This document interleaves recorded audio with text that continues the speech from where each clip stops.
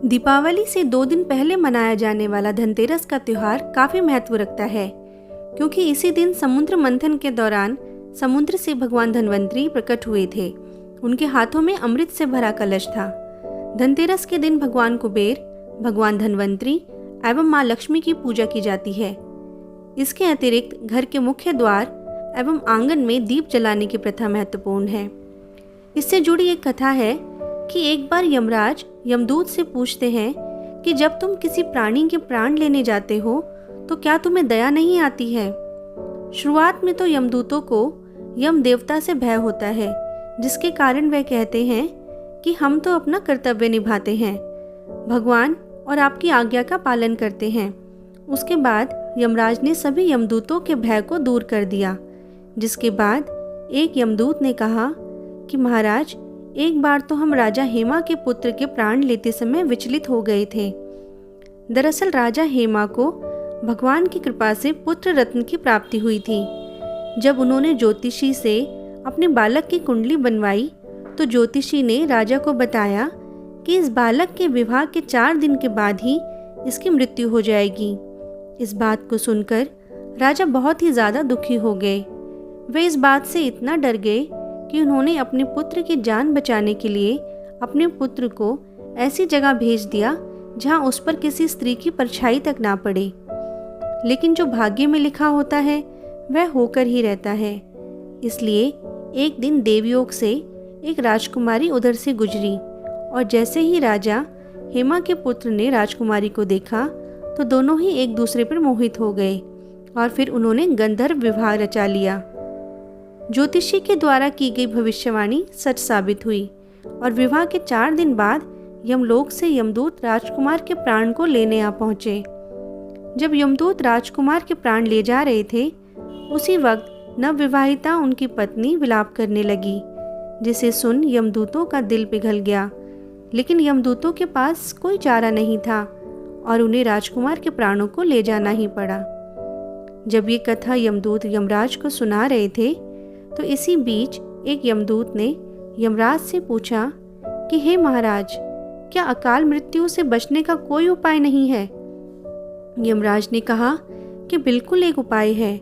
यदि कार्तिक मास के कृष्ण पक्ष की त्रयोदशी की रात को मेरे नाम पर दक्षिण दिशा में एक दिया जला कर रखता है तो उसकी अकाल मृत्यु नहीं होती। इसी मान्यता के अनुसार हर साल धनतेरस के संध्या काल को लोग अपने घर के मुख्य द्वार और आंगन में दीप प्रज्वलित करके रखते हैं। धनतेरस से जुड़ी एक पौराणिक कथा भगवान विष्णु के वामन अवतार से संबंधित है। भगवान विष्णु ने कार्तिक मास के कृष्ण त्रयोदशी के दिन ही वामन अवतार लिया था। दरअसल प्राचीन काल में एक राजा बलि था, जिसने अपनी शक्ति से पूरे पृथ्वी पर अधिकार कर लिया था, यहाँ तक कि वह स्वर्ग लोक को भी हड़प चुका था। ऐसे में राजा बलि से देवताओं को बहुत ज़्यादा भय हो गया था कि सभी देवता अब कहाँ जाएंगे। ऐसे में सभी देवताओं को राजा बलि के भय से बचाने के लिए भगवान विष्णु ने वामन अवतार लिया। उस समय राजा बलि यज्ञ करवा रहे थे और वामन अवतार में भगवान विष्णु यज्ञ स्थल पर पहुंच गए। भगवान वामन ने राजा बलि से 3 पग भूमि दान करने को कहा, जिससे भगवान वामन ने एक पैर से संपूर्ण पृथ्वी को नाप लिया और दूसरे पग से अंतरिक्ष को, और तीसरे पग को रखने के लिए जब कोई स्थान नहीं मिला तो राजा बलि ने स्वयं अपना सिर उनके चरणों में रख दिया।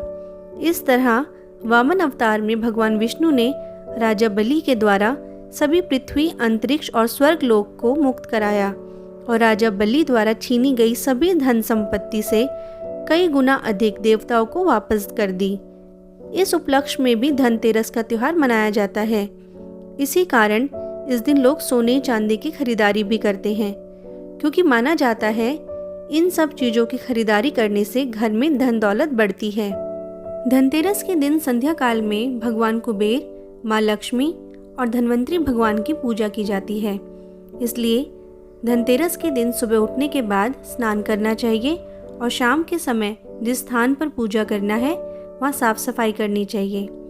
अब सबसे पहले उस स्थान पर एक चौकी लगानी चाहिए, जिस पर भगवान धन्वंतरी, माता लक्ष्मी एवं कुबेर भगवान तीनों की प्रतिमा या फोटो स्थापित करनी चाहिए। उसके बाद भगवान को दीपक, धूप, अगरबत्ती जलाकर फूल अर्पित करने चाहिए। धनतेरस के दिन जिनकी वस्तुओं की खरीदारी करी है उन सभी वस्तुओं को भगवान के समक्ष रख देना चाहिए। उसके बाद लक्ष्मी चालीसा, लक्ष्मी स्रोत और कुबेर यंत्र का पाठ करना चाहिए। भगवान धन्वंतरी को अबीर, गुलाल, उस पर होली एवं अन्य सुगंधित चीजें जलानी चाहिए। भगवान के भोग के रूप में सफ़ेद मिठाई एवं पीली मिठाई का प्रयोग करना चाहिए, क्योंकि भगवान कुबेर को सफ़ेद मिठाई प्रिय हैं, वहीं भगवान धन्वंतरी को पीली मिठाई प्रिय है। अंत में भगवान को भोग लगाने के बाद घर के बाहर मुख्य द्वार एवं आंगन में दीप जलाने चाहिए। धनतेरस के दिन 13 दियों को जलाया जाता है और इन दिनों का काफ़ी महत्व होता है। इन दियों में से पहला दिया परिवार को अकाल मौत से बचाने के लिए होता है। धनतेरस के दिन पूरे भारत में सोने चांदी की खरीदारी की जाती है और बड़े से बड़े व्यवसायी भी इस दिन माँ लक्ष्मी और कुबेर की पूजा करते हैं ताकि उनके ऊपर इनकी कृपा बनी रहे।